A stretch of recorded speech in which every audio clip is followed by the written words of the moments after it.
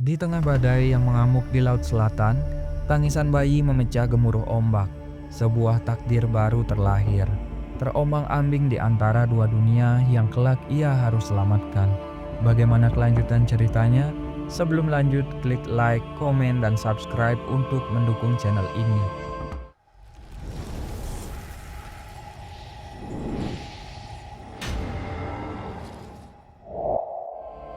Malam itu, laut selatan dihantam badai besar. Ombak setinggi gunung menghantam apa saja yang berani melintasinya. Di tengah lautan yang gelap, sebuah kayu besar mengapung, membawa seorang bayi yang menangis. Suara tangisannya tenggelam dalam gemuruh petir dan angin kencang, namun terdengar oleh penjaga hutan. Sesosok buaya besar penjaga setia Nyai Roro Kidul muncul dari kedalaman. Buaya itu bernama Lintang. Mendekati kayu tersebut, matanya yang hijau bercahaya memandangi bayi itu dengan rasa penasaran dan iba. Dengan lembut ia menggigit kayu itu, membawa bayi itu ke tempat di mana Nyai Roro Kidul menunggu. Di dasar laut yang penuh dengan keajaiban, berdiri istana kristal yang megah milik sang Ratu Lautan. Nyai Roro Kidul dengan aura anggun dan wibawa memandangi bayi kecil yang terbungkus kain basah itu. Kau ditinggalkan oleh dunia manusia, tetapi lautan tidak akan meninggalkanmu. Aku akan memberimu perlindungan, ucapnya dengan lembut. Ia menamai bayi itu dengan nama Rana, yang berarti air kehidupan. Rana tumbuh besar di bawah asuhan Nyai Roro Kidul. Laut menjadi rumahnya dan makhluk-makhluk laut menjadi keluarganya. Ia belajar berbicara dengan ikan, menari bersama ubur-ubur bercahaya, dan menunggangi lintang melewati arus yang deras. Rana diajarkan membaca gelombang, memahami kekuatan arus, dan mendengar bisikan samudera. Namun, seiring berjalan waktu, ia mulai merasakan ada sesuatu yang hilang. Setiap kali ia memandang permukaan laut, Rana merasa hatinya terpanggil ke atas. Ia sering bertanya kepada Nyai Roro Kidul, "Bu, mengapa aku merasa ada sesuatu di atas sana yang memanggilku?" Nyai Roro Kidul memandanginya dengan tatapan yang penuh kasih, tetapi juga kesedihan. "Kau berasal dari dunia manusia, Rana. Darahmu adalah milik mereka, tetapi mereka juga meninggalkanmu. Dunia manusia itu penuh dengan kekejaman dan keserakahan. Aku membawamu ke sini agar kau selamat." Namun, rasa penasaran Rana tidak dapat dibendung. Ia ingin mengetahui dari mana ia berasal dan siapa dirinya sebenarnya. Nyai Roro Kidul meskipun dengan berat hati memberikan izin. Sebelum Rana pergi, ia memberikan sebuah gelang mutiara yang akan melindunginya di dunia manusia. Ketika Rana muncul ke permukaan, ia tiba di sebuah desa kecil di tepi pantai. Desa itu dipenuhi dengan nelayan yang hidup dengan sederhana. Rana bertemu dengan seorang lelaki tua bernama Kisura. Ketika Kisura melihat gelang di tangan Rana, ia terkejut. Gelang itu adalah tanda keluarga bangsawan yang kehilangan anak mereka dalam kecelakaan kapal bertahun-tahun lalu. Kisura menceritakan tragedi itu. Rana mulai menyadari bahwa ia adalah anak yang hilang dari keluarga tersebut. Namun, ketika Rana mencoba berbaur dengan penduduk desa, mereka mulai curiga padanya. Mereka takut karena Rana memiliki kemampuan aneh, bisa berbicara dengan hewan laut dan memanggil ombak. Penduduk desa menganggapnya bahwa itu adalah kutukan. Ketakutan berubah menjadi kemarahan. Penduduk desa menyerang Rana dan Lintang. Rana berusaha melindungi dirinya tanpa melukai siapapun. Tetapi jumlah mereka terlalu banyak. Ketika keadaan semakin genting, gelang pemberian Nyai Roro Kidul mulai bersinar terang. Ombak besar muncul dari lautan, menghantam desa, tetapi Rana menggunakan kekuatannya untuk menyelamatkan penduduk dari kehancuran. Penduduk desa akhirnya menyadari bahwa Rana bukanlah ancaman, melainkan pelindung. Mereka meminta maaf dan mulai menerima Rana. Namun Rana merasa bahwa ia tidak sepenuhnya milik dunia manusia. Rana kembali ke pantai untuk berbicara dengan Nyai Roro Kidul. Sang ratu muncul dari ombak, membawa aura keagungan seperti biasanya. Rana mengatakan, "Bu, aku mencintai dunia manusia. Tetapi laut adalah rumahku. Aku tidak bisa memilih.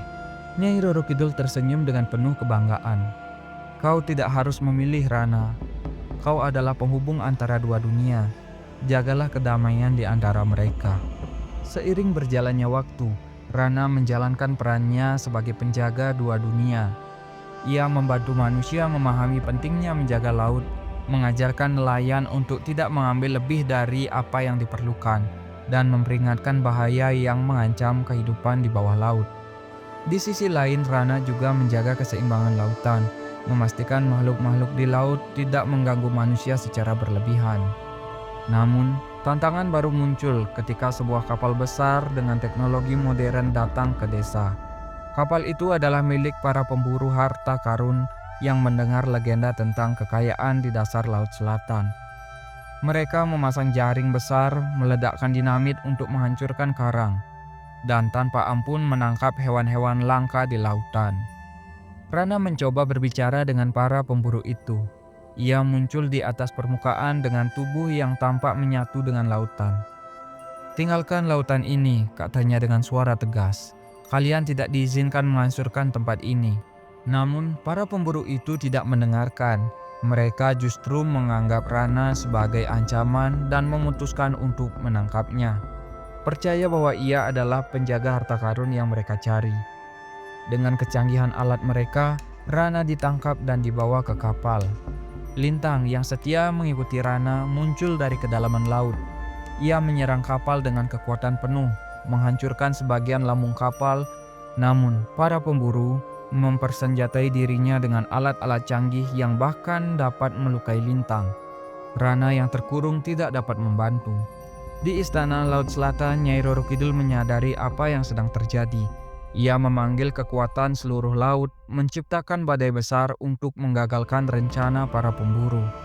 Ombak besar menghantam kapal, membuatnya terombang-ambing.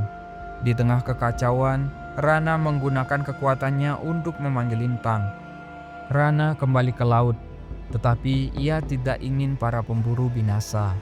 Dengan kekuatan gelang mutiaranya, ia menciptakan ombak besar yang membawa kapal ke daratan, jauh dari Laut Selatan. Para pemburu itu ketakutan oleh kekuatan alam yang tidak dapat mereka lawan, dan memutuskan untuk meninggalkan tempat itu dan tidak pernah kembali. Setelah kejadian itu, Rana merasa bahwa perannya sebagai penjaga semakin berat. Dunia manusia terus berkembang, dan ancaman terhadap laut semakin besar. Ia kembali ke desa berharap mendapatkan dukungan dari manusia untuk menjaga Laut Selatan.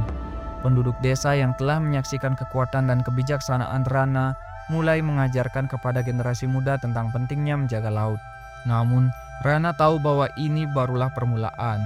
Ia tidak hanya menghadapi ancaman dari manusia, tetapi juga makhluk-makhluk gelap yang tinggal di kedalaman laut, yang selama ini disegel oleh Nyai Roro Kidul. Nyai Roro Kidul memanggil Rana suatu malam. "Anakku, tantangan yang lebih besar akan datang. Ada kekuatan gelap yang telah lama tersembunyi di kedalaman. Keseimbangan tidak hanya diganggu oleh manusia, tetapi oleh mereka."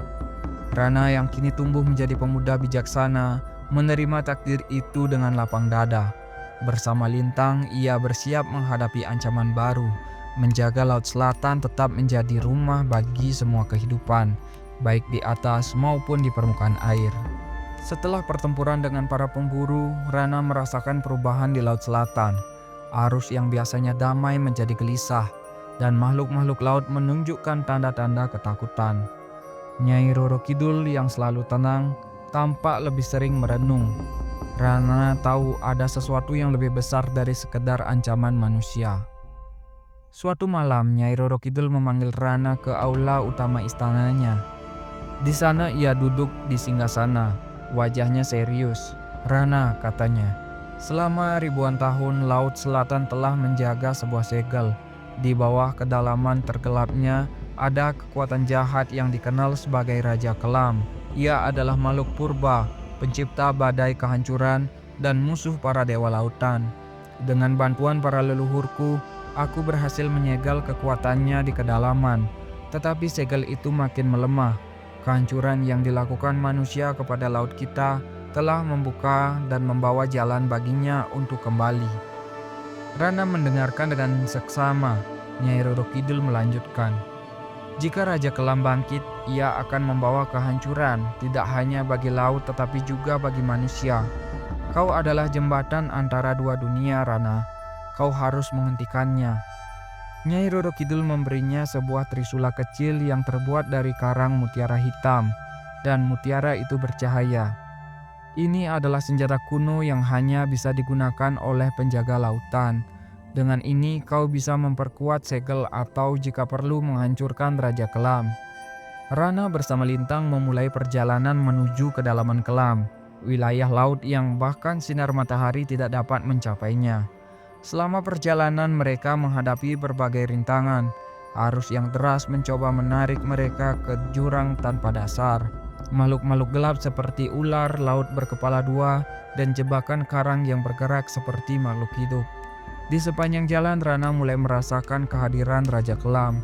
Suara-suara berbisik masuk ke dalam pikirannya, menawarkan kekuatan luar biasa jika ia mau meninggalkan tugasnya. Namun Rana tetap teguh. Ia tetap mengingat kata-kata Nyai Roro Kidul tentang pentingnya menjaga keseimbangan. Lintang setia mendampingi Rana, melindunginya dari bahaya.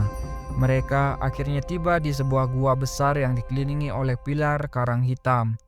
Di tengah gua, sebuah bola cahaya kuning keemasan melayang, dikelilingi oleh lingkaran, energi gelap yang berputar perlahan. Itu adalah segel Raja Kelam. Namun sebelum Rana bisa mendekati segel, makhluk-makhluk pelindung Raja Kelam muncul. Ikan pari raksasa dengan ekor berduri tajam dan hiu hitam bermata merah. Pertempuran sengit terjadi. Rana menggunakan trisula untuk melawan mereka, sementara Lintang melindunginya dengan kekuatan fisiknya. Ketika Rana berhasil mendekati segel, suara yang dalam dan menggetarkan terdengar. Siapa yang berani mengganggu istirahatku? Dari dalam segel, bayangan besar hitam muncul, membentuk sosok Raja Kelam.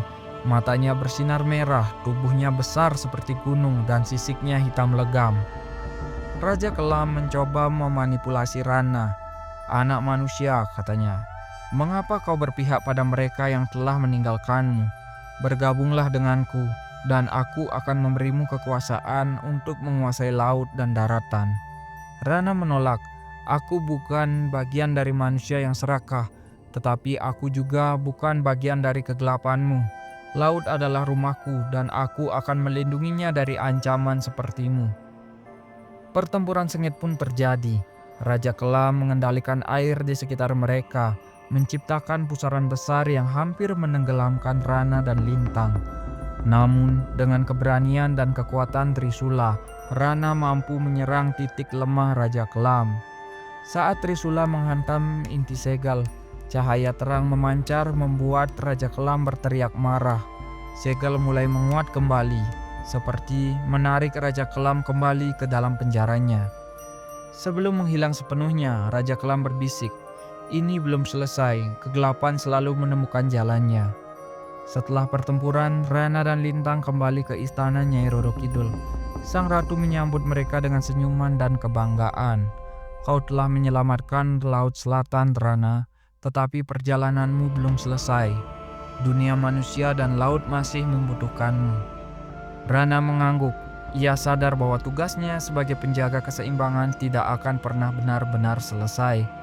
Ia kembali ke desa, mengajarkan manusia untuk hidup selaras dengan laut, sambil terus menjaga Laut Selatan dari ancaman yang mungkin muncul.